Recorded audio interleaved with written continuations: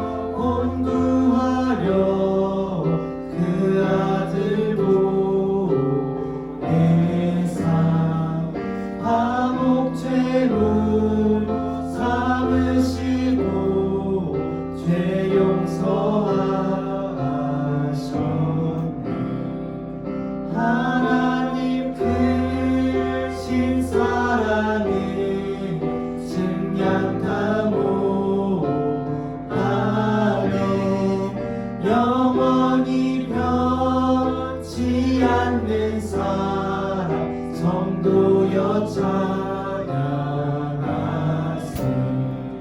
괴로운 시절 지나가고 땀 위에여 화세할 때 죽지 않던 영혼들은 큰 소리 저울어도 주 있는 성도들에게 큰 사랑 베푸사 우리의 죄 사했으니 그 은혜 잊을까. 하나님 크신 사랑을 증명하고 하네.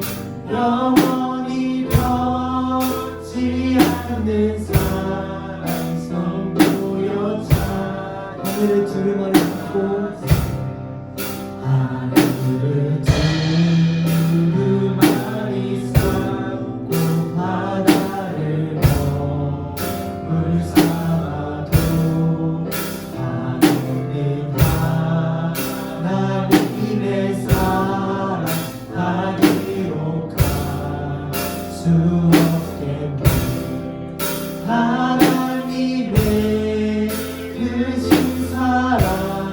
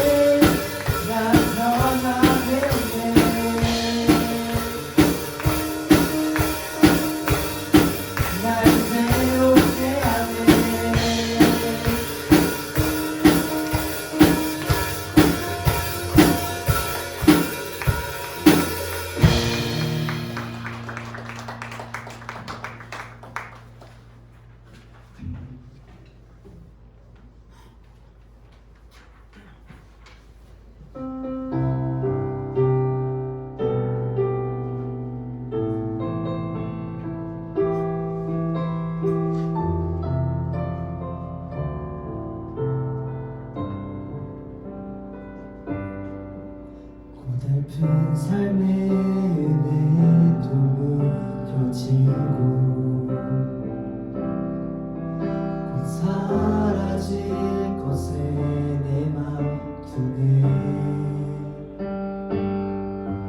헛되고 헛된 것들을 바라보며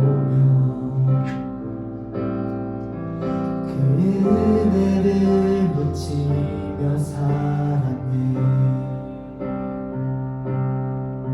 주어진 삶을 묵묵히 살아가며 날 붙드신 주 예수를 보내. 사망 가운데 놓여진 나의 삶을 날 건지신 그 이름 예수. 나의 한숨을 바꾸셨네. 주를 향한 노래로 소망의 노래로 나의 눈물을 거두신 주 예수 이름 안에 살게 하소서. 처음부터 찬양하겠습니다. 고달픈 삶의 은혜도 무뎌지고 곧 사라질 것에 내 맘 두네. 헛되고 헛된 것들을 바라보며 그 은혜를 놓치며 살았네.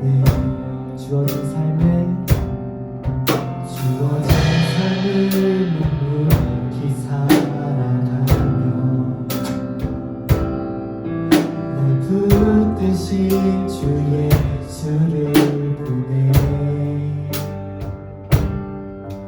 사망 가운데 놓여진 나의 삶을 늘 건지신 그 이름 예수 나의 한숨을 바꾸셨네 주를 향한 노래로 소망의 노래로 나의 눈물을 덮으신 주 예수 이름 안에 살게 하소서 나의 한숨을 나의 한숨을 바꾸셨네 주를 향한 노래로 소망의 노래로 나의 눈물을 거두신 주 예수 이름 안에 살게 하소서 하나님의 은혜의 언약을 통해 우리를 건져내시고 구원해 주시는 분이십니다. 우리를 비참함에서 꺼내주시고 우리 한숨을 바꾸시는 하나님께 시간 기도드리겠습니다.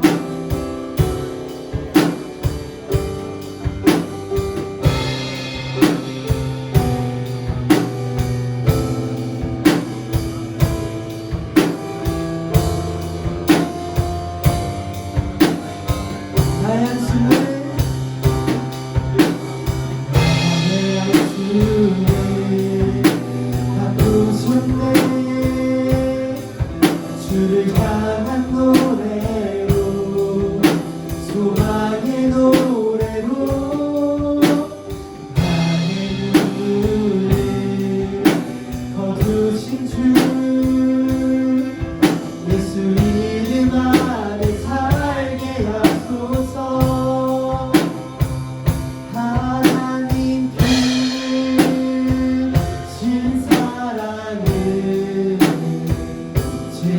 증명하고 하네 영원히 변치 않는 사랑 성도여 찬양 하나님 크신 하나님 크신 사랑을 증명하고 하네 영원히 변치 않는 사랑 성도여 찬양하세 하나님 신 사랑을 증명하고 하네 영원히 변치 않는 사랑 성도여 찬양하세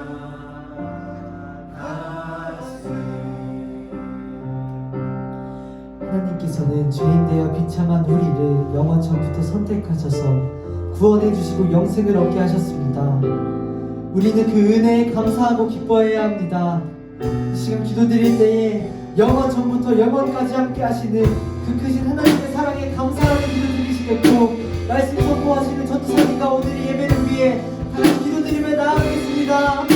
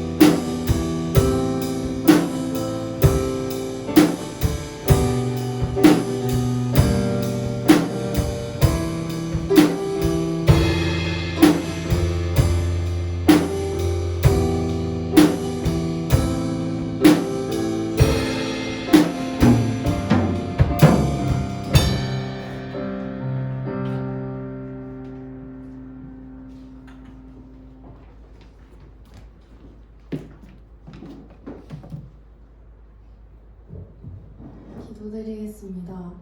하나님, 오늘도 이렇게 교회에 나와 예배드릴 수 있게 인도하시며 감사합니다. 여기 있는 달리다공 학생들 모두에게 오늘 예배를 통해 하나님을 더 알 수 있는 시간이 되게 해주세요. 하나님을 힘써 알자라는 주제로 수련회를 다녀왔습니다. 수련회에서 들었던 모든 말씀과 은혜들이 우리의 삶에서 없어지지 않고 하나님을 힘써 알아가는 달리다공이 되게 해주세요. 예수님의 이름으로 드립니다.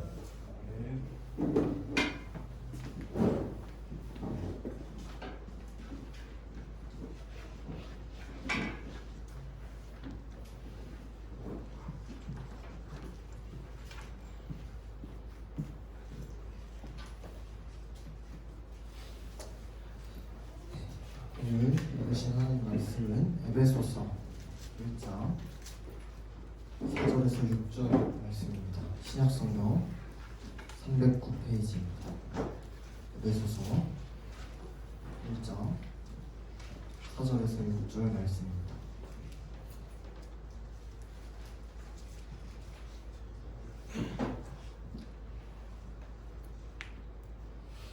에베소서 1장 4절에서 6절 같이 한 목소리로 읽겠습니다.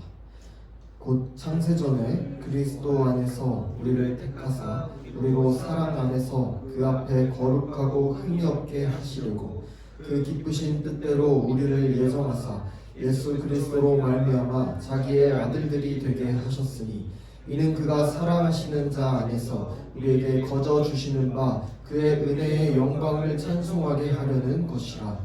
아멘. 잠깐 기도하겠습니다. 하나님 아버지, 감사합니다.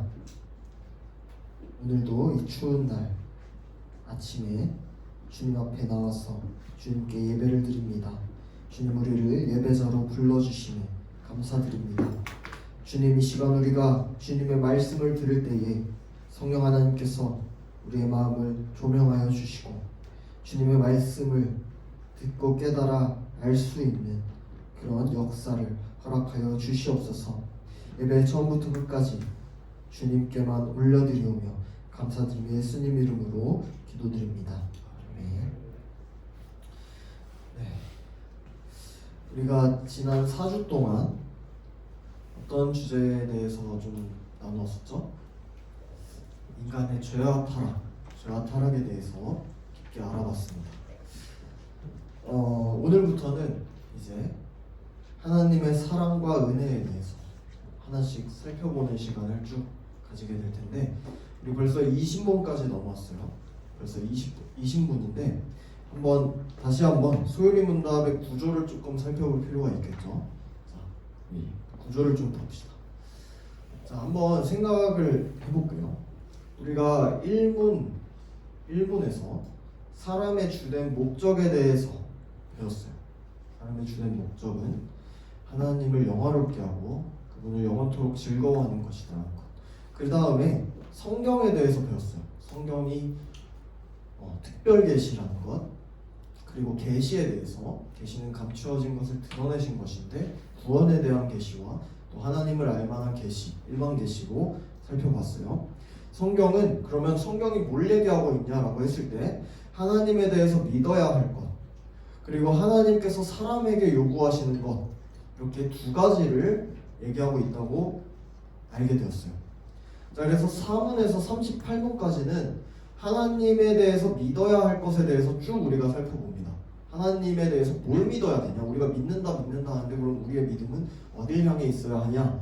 이거입니다. 자, 4문에서 6문까지는 우리가 하나님의 속성과 하나님의 성품에 대해서 쭉 살펴봤어요. 그리고 7문부터는 하나님의 사역에 대해서 살펴보고 있었어요. 하나님의 사역은 하나님의 작정, 하나님의 창조, 하나님의 섭리, 이렇게 세 가지로 크게 나눈다 했었고, 그리고 13문부터 19문까지 우리 지난주까지 쭉 4주 동안 봤던 게 인간의 죄와 타락이었어요. 창조 다음에 타락이었어요. 자, 결국에 13문에서 19문까지 우리가 4주 동안 걸친 거의 핵심을 짚어보면 뭐냐면, 죄를 지은 인간은 이제 스스로 죄의 상태에서 벗어날 수 없는 무능한 존재가 되었다는 거예요. 절망과 답답함과 낙심되는 마음을 느껴야 돼요. 이 말씀을 통해서. 이게 바로 인간의 죄와 타락 파트였어요. 근데 오늘부터 우리가 살펴볼 이 신문 이후의 내용은 여러분 어떨까요? 미리 내용을 이야기해보면 이 신문에서 22문은 한번 넘겨주시겠어요? 네, 다음 거요.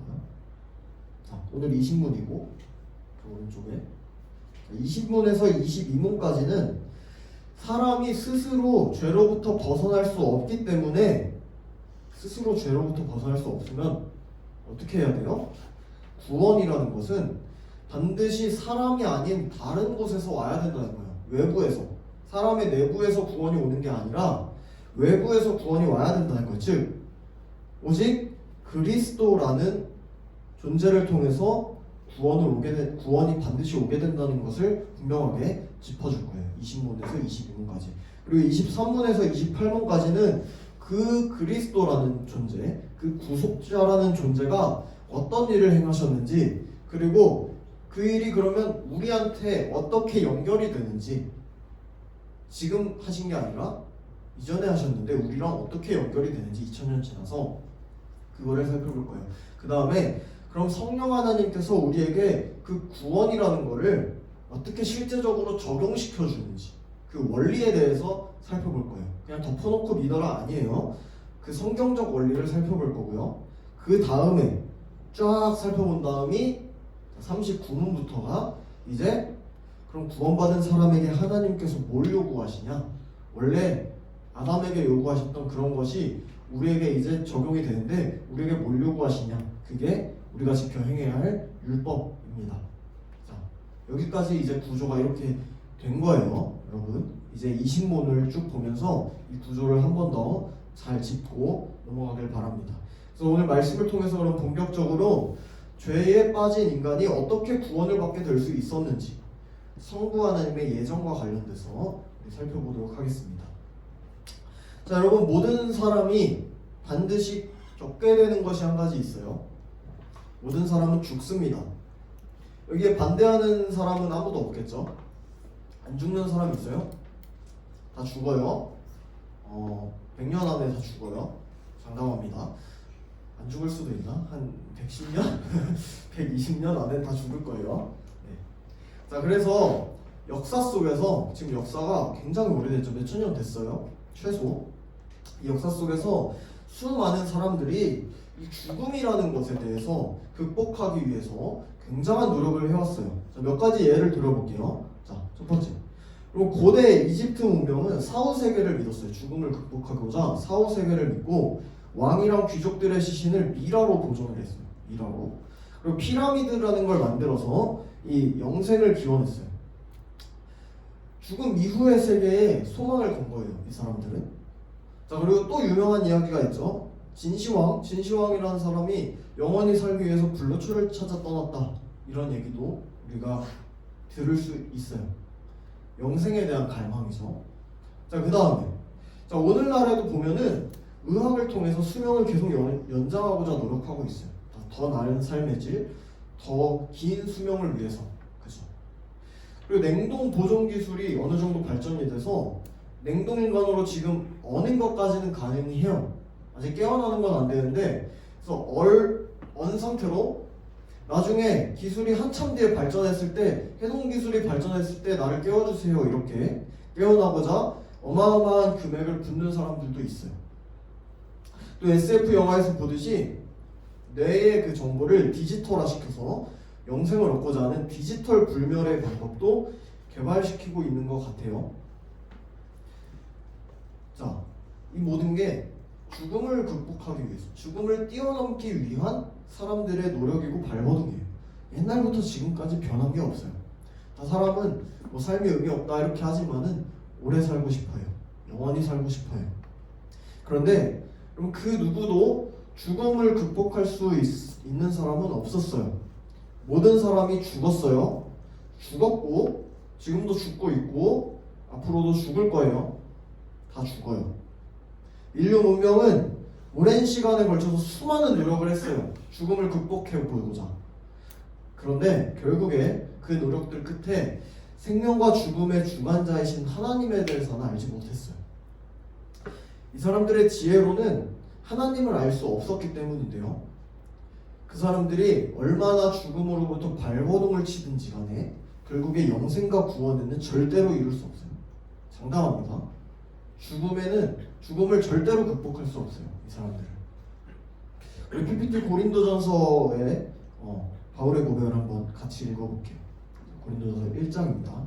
함께 읽겠습니다. 시작. 현자가 어디에 있습니까? 학자가 어디에 있습니까? 이 세상의 변론가가 어디에 있습니까? 하나님께서는 이 세상의 지혜를 어리석게 하신 것이 아닙니까? 이 세상은 그 지혜로 하나님을 알지 못하였습니다. 하나님의 지혜가 그렇게 되도록 한 것입니다. 하나님께서는 어리석게 들리는 설교를 통하여 믿는 사람들을 구원하시기를 기뻐하신 것입니다. 아멘. 이 세상의 지혜로는 하나님에 대해서, 이 생명에 대해서 알 수가 없어요. 하나님께서는 세상의 지혜가 아니라 세상이 봤을 때 굉장히 어리석고 미련한 방법으로 하나님에 대해서 그리고 영생에 대해서 알게 해주셨기 때문이에요. 하나님께서 의도적으로 그렇게 하셨기 때문이에요.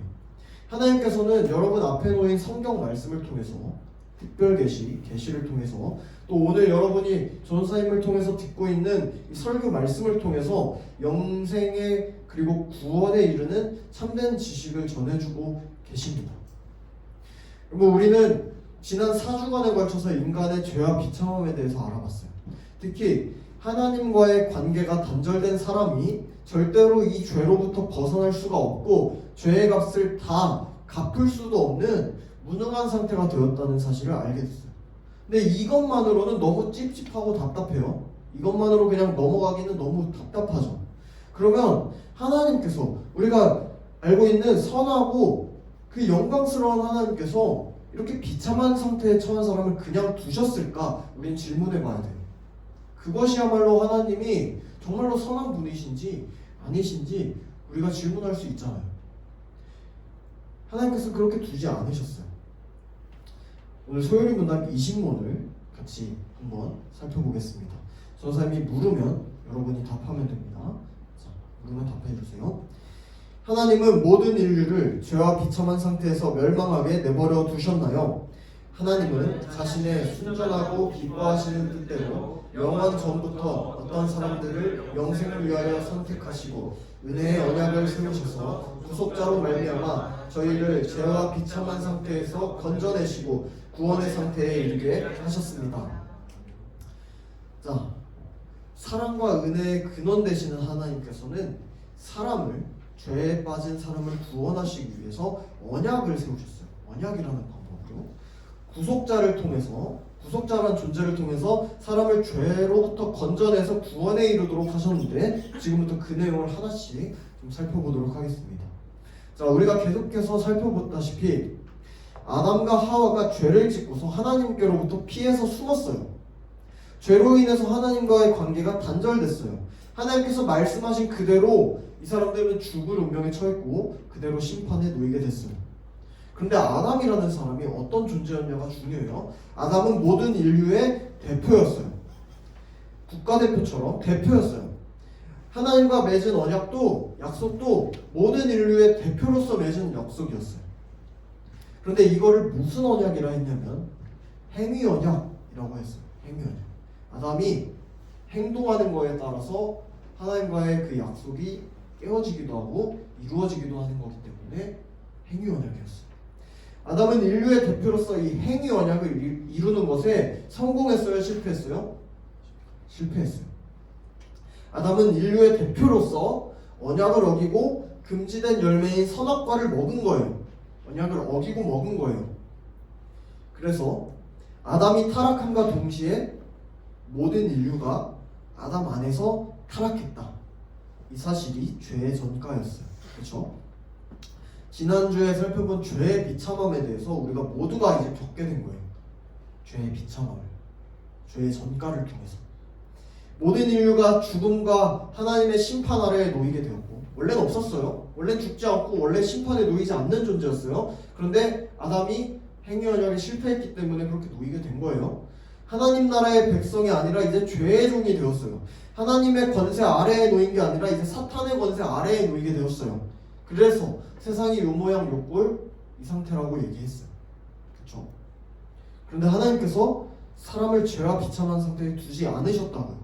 우리에게 영원한 삶을 허락해 주셨다고요.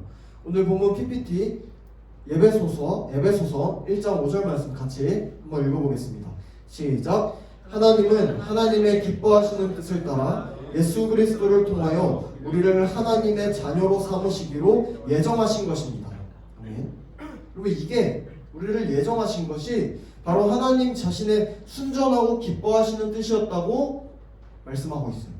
억지로도 아니고 어쩔 수 없어서 구원한 것도 아니고 기쁨으로 우리를 위해 허락하신 선물이에요. 죄인을 위해서. 그러니까 구원이라는 것은 전적으로 하나님의 의지라는 거예요. 사람이 바라고 사람이 갈망해서 얻어진 결과가 아니라는 거예요. 하나님이 영원 전에 이미 작정하셔서 우리를 예정하셨다는 거예요. 우리가 하나님의 속성을 안다면, 우리가 배웠죠. 산문에서 율문까지 무한히 자비로우시고 무한히 긍휼을 베푸시는 하나님의 뜻을 안다면, 그러면 누가 구원을 거부하거나 막을 수 있어요? 하나님께서 구원하시기로 작정하면 아무도 막을 수 없어요. 사람도 막을 수 없어요. 구원은 그냥 전적인 하나님의 은혜예요. 그런데 이 선택이 언제 이루어졌냐면, 성경은 이 선택이 영원 전에 이루어졌다고 하고 있죠. 세상을 창조하시기 전에 이루신 그 하나님의 작정에 대해서 우리가 배웠어요. 그 작정 때에, 창조하시기 전에 계획하실 때에 하나님의 우리를 향한 구원의 역사가 포함되어 있었다는 거예요.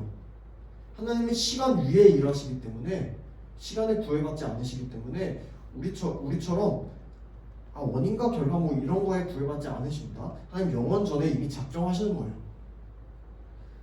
우리 PPT 에베소서 1장 4절 말씀 같이 읽어보겠습니다. 시작. 하나님은 세상 창조 전에 그리스도 안에서 우리를 택하시고 사랑해 주셔서 하나님 앞에서 거룩하고 흠이 없는 사람이 되게 하셨습니다. 아멘. 여러분, 영원 전에 우리를 선택하셨다는 게 우리에게 어떤 의미가 있을까요? 여러분에게 어떤 의미가 있어요? 자, 하나님께서 만약에 준서한테 준서가 착하고 선한 행동, 하나님의 합당한 행동들을 할 것이다, 그래서 내가 구원한다, 이렇게 미리 알고 구원하셨을까요? 아니에요. 아니라는 거예요. 아니면 뭐 준범이의 믿음을 미리 보고선 준범의 믿음이 천국 가기 합당하다, 이래서 선택했다는 것도 아니라는 거예요.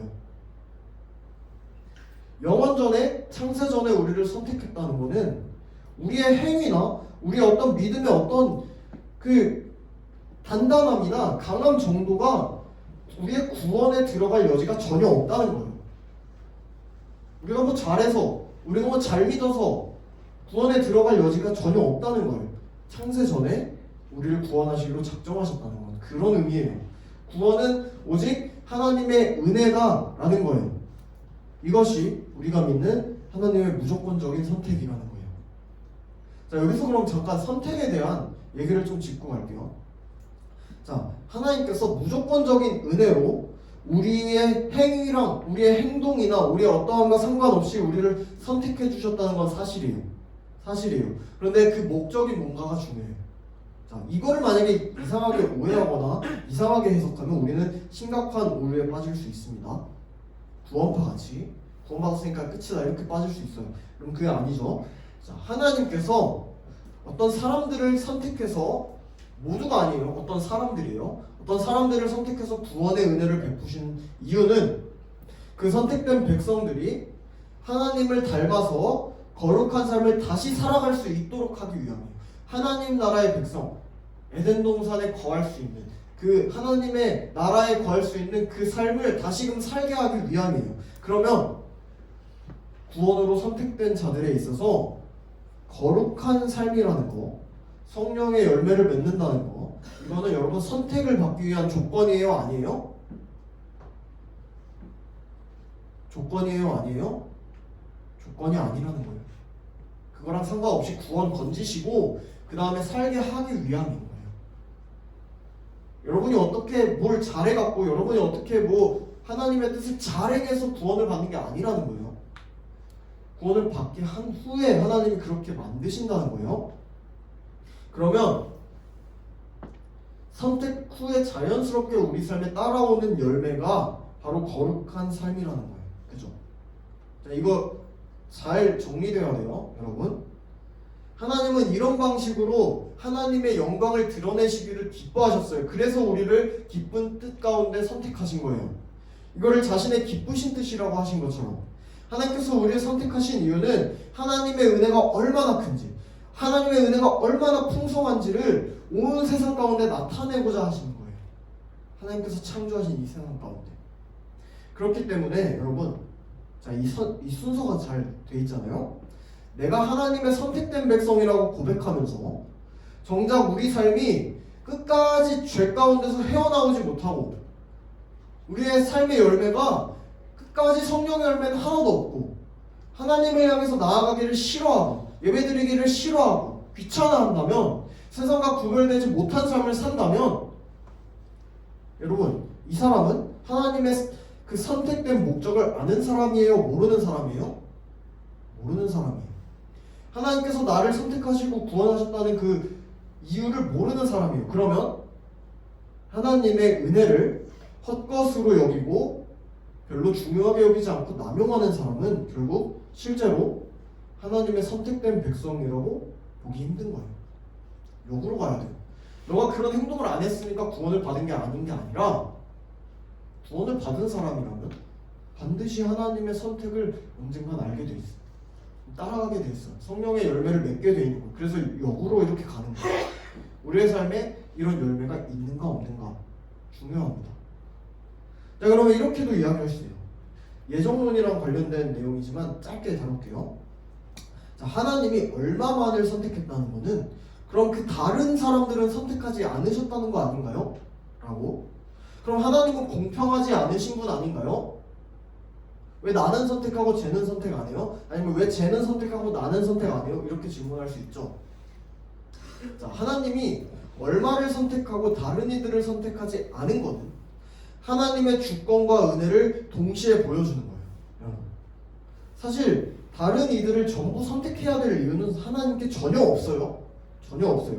왜냐하면 애초에 하나님께서는 기회를 주셨어요. 아담과 언약을 맺으심으로 모두에게 영생을 허락하고자 하셨어요. 근데 누가 먼저 거부했어요? 사람이 먼저 거부했어요. 사람이 먼저 거부했어요. 하나님께서는 선택하지 않은 사람을 그냥 그 사람들의 자유의지에 따라서 선택한 그 타락의 선택 그대로. 그러니까 내가 원죄와 자범죄 속에서 그냥 깔아앉는 걸 원합니다 라는 사람들의 그 자유의지 그대로 존중하셔서 내버려 두시는 거예요. 하나님이 지옥에 보내는 거 아니에요. 내버려 두시는 거예요. 유기라고 해요. 하나님의 사랑과 은혜를 구하지 않아요. 그런 사람들은 하나님의 긍휼을 구하지 않아요. 복음을 전하지만 구하지 않아요. 원하지 않아요. 예수님을 필요로 하지 않아요. 스스로 죄 가운데 계속해서 있길 원해요. 육신대로 살아가는 삶을 원해요. 그래서 하나님은 그들을 그냥 내버려 두시고 그대로 심판의 날이 오는 거예요. 하나님께서 기회를 계속 주시지만 결국에 하나님께서 그들을 심판하심으로 하나님의 공의를 드러내시고, 중요해요. 하나님의 공의를 드러내심으로 하나님은 영광 받으세요. 하나님은 하나님을 믿는 사람들과 하나님을 믿지 않는 사람들 모두를 통해서 영광 받으십니다. 그들의 자유의지에 따라서. 자, 그렇다면은 하나님께서 자신을 선택한 사람들을 어떤 방식으로 구원에 이르게 하실까요? 여러분, 태초의 사람인 아담과는 행위 언약이라는 걸 통해서 인류를 구원하시길 원하셨죠. 그쵸? 아담이 거부하고 실패했기 때문에 근데 다 수포로 돌아갔어요. 그럼 하나님이 실패한 걸까요? 아니죠. 하나님 알고 계셨어요? 하나님께서는 이제 행위 언약을 지킬 수 없는 우리를 위해서 은혜 언약을 맺어주셨어요. 은혜로. 선택된 자들을 위해서, 예수님을 믿는 자들을 위해서 예수 그리스도와 함께 이제 은혜의 언약의 그 관계로 들어가게 하신 거예요. 예수 그리스도를 통해서 우리를 죄와 비참한 상태에서 건져내시고 구원의 상태에 이르게 하신 거예요. 그리스도라는 존재는, 여러분 그리스도 많이 들어봤죠? 이 존재는 은혜 언약이라는 거에 있어서, 자, 행위 언약은 행위로서 맺어지는 약속이라 했고, 은혜 언약은 하나님의 은혜로 주어지는 약속이라 했어요. 자, 은혜 언약에 있어서 우리의 구속자라는 분이 되신다고 우리가 이 신문에서 나눴어요. 구속자가 뭔지 모르겠죠? 자, 구속자에 대한 내용은 우리 다음 주부터 살펴볼 거예요. 자세히. 오늘은 은혜 언약에 대해서 좀 자세히 살펴볼게요. 자, 여러분 계약이라는 걸 좀 맺어본 적이 있어요? 계약? 청소년 때는 사실 계약이라는 걸 맺을 일이 잘 없어요, 여러분. 왜냐하면 계약은 양쪽에 책임을 져야 되는 요소들이 있는데 아직 청소년기 때는 법적으로 책임을 질 권한이 없어요. 그래서 계약을 맺을 일이 없어요. 근데 쉽게 생각해서 아르바이트를 좀 예시로 들어볼게요. 여러분 아르바이트 해본 친구들도 있고 안 해본 친구들도 있을 텐데 많이 없을 거예요. 자, 아르바이트를 하기로 고용계약을 맺으면 양쪽에 요구되는 게 있어요. 사장님은 아르바이트생한테 일한 만큼의 금액을 급여로 반드시 줘야 돼요. 최저시급이라든지.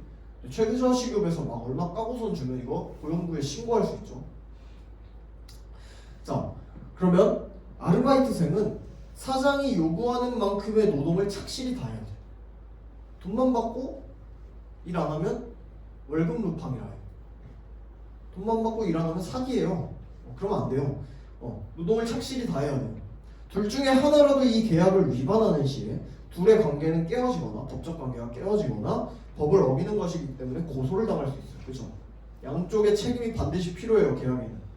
원래 계약이라는 게 양쪽에 요구하는 게 있는 거예요. 일방적인 거는 계약이라고 할 수 없죠.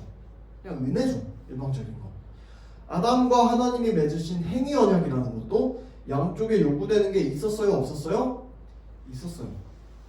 물론 하나님께서 사람에게 언약을 맺어주신 사건 자체가 굉장한 은혜예요. 이것 자체가 은혜지만 행위 언약에는 분명히 하나님과 아담 사이에 요구되는 게 있었어요. 그런데 행위 언약을 사람이 먼저 파기했어요. 깨버렸어요. 이제 하나님께서 은혜 언약이라는 걸 준비하셨다고 한 거예요. 행위 언약 아니고 은혜 언약. 자, 이 언약을 이해하기 위해서 창세기 15장 말씀을 좀 참고해서 살펴볼게요. PPT를 좀 볼게요. 자, 하나님께서는 우리가 많이 들어본 아브라함이라는 사람과 언약을 맺으셨는데 이 언약의 방법이랑 내용이 여러분 엄청나게 파격적이에요. 창세기 15장부터 그냥 바로 나와요. 자, 창세기 15장 18절에서 21절 같이 한 목소리로 읽어보겠습니다. 시작. 바로 그날 주님께서 아브라함과 언약을 세우시고 말씀하셨다. 큰 강 유프라테스에 이르기까지를 너희 자손에게 준다. 이 땅은 겐 사람과 그니스 사람과 감몬 사람과 헷 사람과 브리스 사람과 르바 사람과 아모리 사람과 가나안 사람과 기르가스 사람과 여부스 사람의 땅을 다 포함한다. 아멘. 자, 아브라함과 하나님 사이에 지금 언약을 맺고 있는 건데 이 내용이 뭐냐면 이 모든 땅, 지금 아브라함 앞에 있는 모든 땅, 그러니까 가나안 땅이요. 나중에 이스라엘의 땅이 되는 그 가나안 땅을 아브라함의 자손에게 전부 다 준다는 거예요. 아브라함의 자손은 결국 나중에 이스라엘 백성이었죠. 만약에 전도사님이 누구였을까? 재윤이를 불러가지고 재윤 약속 하나만 하자. 내가 여기 한강 위로부터 북한산까지, 한강 아래부터 저 관악산까지 전부 다 줄게. 이런다고 해봅시다. 서울 모든 지역을 다 준다고 약속을 걸자는 거예요. 엄청 큰 파격적인 제안이죠, 그렇죠? 얻을 수 있어요? 우리 돈으로 못 얻어요. 준다는 거예요, 약속으로. 자, 그러면 근데 하나님께서 뭔가를 요구하셨어요. 뭔가를 요구하셨어요. 아브라함이 뭘 해야 됐을까요? 재훈이가 뭘 해야 됐을까요? 자, 창세기 15장 9절에서 10절입니다. 자, 함께 읽어보겠습니다. 시작. 주님께서 말씀하셨다. 나에게 3년 된 암송아지 한 마리와 3년 된 암염소 한 마리와 3년 된 순양 한 마리와 산비둘기 한 마리와 집비둘기 한 마리씩을 가지고 오너라. 아브라함이 이 모든 희생제물을 주님께 가지고 가서 몸통 가운데를 쪼개어 서로 마주보게 차려놓았다. 그러나 비둘기는 반으로 쪼개지 않았다. 하나님과 아브라함이 맺은 언약의 방법이에요. 희생제물을 놓고 몸통 가운데를 쪼개고 양쪽을 마주보게 놓은 거예요. 자, 양이 있으면 이 가운데를 그대로 잡아서 이렇게 반으로 놓은 거예요. 여러 개를. 이거 고대 근동에서 많이 사용하는 계약의 체결식이었어요. 짐승을 쪼개서 그 사이를 계약 당사자 둘이서 함께 지나가면 계약이 맺어지는 거였어요. 자, 이때 쪼개놓은 암송아지, 암염소 순양의 크기가 어땠을까요? 여러분 꽤 컸겠죠? 아마 준소 크기보다 컸을 것 같아요. 그 정도 됐을 거예요.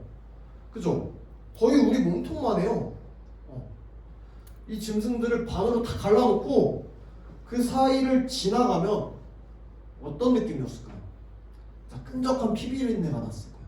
방금 잡았으니까. 그리고 뜨끈한 체온도 느껴졌겠죠? 밤이었으니까, 추웠으니까. 이 언약의 의미는 누구든지 이 약속을 깨면 쪼개진 이 짐승들처럼 나도 같이 반으로 쪼개져서 죽겠습니다라는 의미가 담겨있는 거예요. 여기 지나가는 게 두 명이서. 둘 중 한 명이라도 깨면 이렇게 갈라져서 죽겠습니다 이거예요. 그래서 약속을 맺는 두 사람이 반드시 다 지나가야 됐어요. 무섭죠? 그렇죠? 그런데 하나님과 아브라함 사이의 언약이 좀 이상해요. 자, 쪼갠 고기 사이로 누가 지나가는지 봅시다. 자, PPT 창세기 15장 17절 같이 한 목소리를 읽어보겠습니다. 시작. 해가 지고 어둠이 짙게 깔리니 연기나는 화덕과 타오르는 횃불이 갑자기 나타나서 쪼개놓은 희생제물 사이로 지나간다. 횃불이 갑자기 나타났어. 그 사이를 쓱 지나가요. 여기서 횃불은 하나님의 임재를 상징해요. 하나님만 이 쪼갠 고기 사이로 그냥 지나갔어요. 아브라함은 가만히 보고 있어요. 아무것도 한 게 없어요. 하나님만 일방적으로 이 약속을 지킬 것이고 하나님이 이 약속을 지키지 못할 시 이 짐승처럼 쪼개져 죽을 것이라는 엄청나게 파격적인 언약을 그냥 맺으신 거예요. 은혜죠. 행위 언약이 아니죠. 은혜 언약이에요. 자, 하나님께서 아브라함과 맺으신 이 언약은 쌍방의 언약이 아니었어요. 오로지 전적인 하나님의 은혜로 맺어진 언약이었던 거예요. 행위 언약에 있어서 하나님과 모든 인류를 그 사이를 연결하는 중보자는 아담이었어요. 그렇죠? 하나님과 우리 인류 모든 사이에 한 사람은 아담이었죠. 모든 인류가 아담을 통해서 하나님과 행위 언약을 맺었어요. 그런데 새로운 은혜 언약의 중보자, 새로운 은혜 언약의 연결고리는 바로 예수님이세요. 하나님의 선택을 받은 자들은 이제 두 번째 인류의 대표이자 하나님과 우리 사이의 중보자이신 예수 그리스도를 통해서 하나님과 은혜 언약을 맺었어요. 그 방법은 뭐였냐면 하나님께서 아브라함에게 요구하신 것과 동일한 건데, 아브라함과 하나님 사이에서 맺어진 언약에서 하나님이 아브라함에게 요구하신 게 뭐였냐면 믿음이었어요. 하나님께서 아브라함의 믿음을 보시고 의로 여겼다 하신 것처럼 우리도 예수님과 연결되기 위해서 믿음이라는 매개체가 필요해요. 우리도 우리의 중보자이신 예수님을 믿음으로 그 언약 안으로 들어가는 거예요. 중보자의 그리스도가 오셨는데도 여전히 예수님을 믿지 않고 이 은혜 언약 안으로 들어오지 않는 사람들, 하나님의 선택을 받지 못한 유기된 자들, 아직 행위 언약 안에 그대로 있는 거예요. 행위 언약이 사라진 게 아니에요. 행위 언약과 그 결과가 지금 그대로 있죠. 죄와 비참으로. 새로운 은혜 언약으로 들어오지 않는 사람은 그 행위 언약이 그대로 있는 거예요. 아담의 후손으로서. 그런데 그 사람들은 아담의 원죄를 전가받아요. 계속해서. 그렇죠? 그런데 행위 언약에서 벗어나서 믿음으로 은혜 언약을, 예수님을 믿음으로 은혜 언약 안에 들어온 사람들은 원죄를 전가받아요. 원죄를 전가받았지만 새롭게 예수님의 의를 전가받아요. 이 원리가 여러분 이해돼요? 전가의 원리가? 행위 언약 안에 계속 있는 사람들은 죄와 비참에 처해져. 그 사람들은 율법의 아래서, 율법에 매여서 계속해서 정죄를 받아요.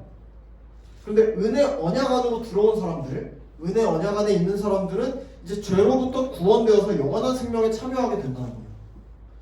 우리의 구원은 여러분 죄로부터의 구원이에요. 오늘 설교 말씀처럼 죄로부터의 구원. 죄인된 인간의 죄로부터 구원받을 수 있는 유일한 방법은 은혜 언약의 구속자이신 예수 그리스도를 믿는 믿음뿐이라는 거예요. 그걸 통해서만 은혜 언약에 들어올 수 있다는 거예요. 이 언약은 우리의 행위나 우리의 공로나 여러분의 어떠함을 필요로 하지 않아요. 쪼개진 짐승 사이를 홀로 지나간 하나님의 일방적인 은혜처럼 마찬가지로 하나님께서 시작하신 구원을 하나님께서 이룰 것이기 때문이에요. 그리고 예수 그리스도께서 이 땅에 오심으로 그 구원의 역사가 모두 다 완성됐죠. 우리는 이제 그 사실을 믿음으로 은혜 언약에 참여만 하면 되는 거예요. 참여만 하면. 사랑하는 여러분, 하나님께서는 창세전부터 우리를 선택하시고 우리를 위해서 중보자 예수 그리스도를 보내시기로 계획하셨어요. 창세기 3장 15장부터 그게 나와요. 원시복음이라 하는. 그리고 그 모든 언약의 성취가 예수 그리스도를 통해서 다 이루어졌죠. 이게 성경에서 말하고 있는 내용이에요. 하나님을 믿는 그리스도인들은 그 놀라운 은혜를 받은 자들이에요. 구원에 있어서 우리의 공로나 우리의 행위가 단 0.0001%도 존재하지 않는다는 거예요. 하나님의 은혜라는 거예요. 구원은. 그 은혜로 우리는 죄로 인한 비참한 상태에서 이제 건짐을 받게 됐고 구원의 상태에 있게 되었다는 거예요. 이제는 사탄의 지배를 받지 않고 성령의 지배를 받습니다. 죄에 매일같이 넘어지거나 굴복하지 않고 죄와 싸워서 승리할 수 있게 됐어요. 더 이상 우상이 아니라 그리스도를 우리의 왕으로 삼고 하나님 나라의 언약 백성으로서 하나님의 통치 아래, 하나님의 지배 아래에 있는 사람들이 된 거예요. 예수님을 믿는 자들은. 그리고 이제 하나님을 아빠, 아버지라고 부를 수 있는 하나님의 자녀가 된 거예요. 하나님과의 단절되었던 관계가 중보자 예수 그리스도를 통해서 회복되었다는 거예요. 완전히. 그러면 우리는 마지막으로 이 큰 은혜를 베풀어 주신 하나님께 어떻게 반응하면서 나아가야 될까요? 여러분, 어떻게 반응해야 될까요? 마지막으로 오늘 본문 말씀 PPT 에베소서 1장 6절 말씀 함께 읽어보겠습니다. 시작. 그래서 하나님이 하나님의 사랑하시는 아들 안에서 우리에게 거저 주신 하나님의 영광스러운 은혜를 찬미하게 하셨습니다. 아멘. 여러분, 우리 인생의 목적은 뭐라고요? 오직 하나님께 영광이에요. 우리가 잘 먹고 잘 사는 게 아니에요. 하나님께서 우리를 지으신 그 목적대로 살아갈 때 하나님의 주권을 인정하고 하나님의 은혜를 찬양하고 예수 그리스도를 닮아가고 서로 사랑하면서 살아갈 때 하나님께서 영광 받으신다는 거예요. 하나님께서는 그걸 위해서 우리를 구원하셨다는 거예요. 다른 게 아니라 우리 잘 먹고 잘 살라고 구원하신 거 아니에요. 죄로부터 건지신 이유는 하나님께 영광이 되게 하기 위함이에요. 하나님께 찬양하기 위함이에요.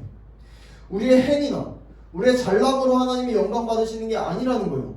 하나님의 하나님 되심을 인정할 때 하나님께서 영광 받으신다는 거예요. 구원받은 우리는 여러분 하나님께서 베푸신 은혜가 얼마나 큰 건지를 우린 깨달아 알아가야 돼요. 그리고 그 은혜에 합당한 삶이 뭔지 말씀을 통해서 배우고 그대로 행하면서 살아가야 돼요. 이제는 그게 천국 백성의 삶이에요. 그게 성령의 열매 맺는 삶이에요. 서로 사랑하고 하나님을 더 알아가고 기뻐 찬양하고 하나님께 기쁨으로 예배하고 이 외에도 말씀에 나온 수많은 하나님께서 우리에게 요구하시는 본분들을 우리 삶의 자리자리마다 꼭 피워나가야 할 줄로 믿습니다. 여러분, 그냥 교회 나오는 걸로 안주하지 마세요. 그걸로 만족하고 살아가지 마세요. 그런 사람들은 그냥 종교인이에요. 참된 은혜 언약의 백성이 아닐 수 있단 말이에요. 여러분, 무엇보다도 하나님을 알아가야 돼요. 하나님을 뜨겁게 알아가고 하나님을 사랑하시길 바래요. 예수님의 말씀을 따라서 천국 백성의 삶을 살아가는 우리가 되길 바랍니다. 이번 한 주도 우리 모두가 죄로부터 우리를 구원하신 그 하나님의 은혜에 감격하면서 이제는 그 하나님의 사랑에 반응하는 귀한 공동체 되기를 간절히 축복합니다. 기도하겠습니다. 하나님 감사합니다. 오늘 이 시간을 통해 죄와 비참함에 빠진 우리를 버려두지 않으시고 기쁘신 뜻에 따라 창세전에 우리를 선택하셔서 구원하신 그 은혜를 깨닫습니다. 예수 그리스도를 통해 은혜 언약을 완성시키시고 그를 믿는 자를 영원한 생명으로 초대해 주신 그 은혜를 우리가 날마다 고백하길 원합니다. 다른 이름이 아니라 오직 예수 그리스도만이 우리의 구속자이심을 믿사오니 우리가 매일을 살아갈 때에 그 은혜를 기억하고 그 은혜에 합당한 삶을 살아가는 주님의 자녀가 될 수 있도록 인도하여 주시옵소서. 이번 한 주도 그렇게 함께하여 주실 줄 믿음으로 감사드리며 이 모든 말씀 우리 주 예수 그리스도 이름으로 기도드립니다. 아멘. 우리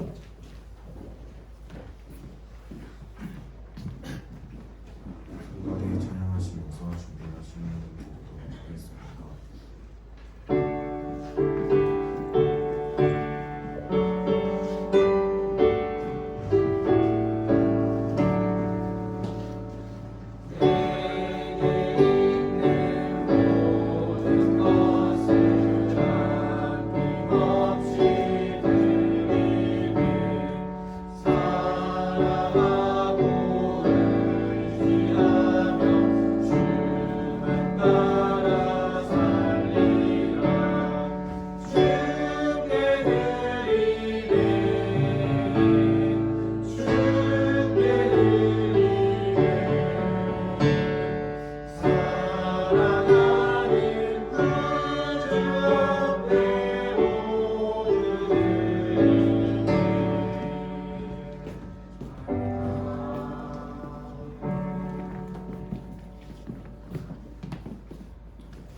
기도하시겠습니다. 사랑과 은혜가 풍성하신 하나님 아버지, 이 귀한 주에 우리 달리다운 청소년부가 이곳에 모여 예배드릴 수 있도록 인도하시며 감사드립니다. 주님, 우리는 죄인이고 비참한 상태였습니다. 하지만 자비로우신 주님은 우리를 영원전부터 선택하시고 구원하셨습니다. 주님, 우리는 우리가 구원받았던 것을 잊고 살아갈 때가 많습니다. 그렇지만 주님, 우리가 어떤 선택들을 할 때 주님과 맺은 은혜 언약을 기억하게 하시며 주님과 닮은 삶을 살아가는 선택을 할 수 있게 해주세요. 오늘 드리는 예물을 기쁘게 받아주시옵시고 우리의 기도들을 들어주시옵소서. 예수님의 이름으로 기도합니다. 주기도 하시면서 예배 마치겠습니다. 하늘에 계신 우리 아버지의 이름을 거듭하시고 아버지의 나라가 오게 하시며 아버지의 뜻이 하늘에서 같이 땅에서 이루어지게 하소서. 우리의 말씀을 주시고 우리가 우리에게 잘못한 사람을 용서하여 주옵소서. 우리의 죄를 사하여 주시고 우리를 시험에 빠지게 하시고 악에서 구하소서. 나라와 권능과 영광이 영원히 아버지의 것입니다.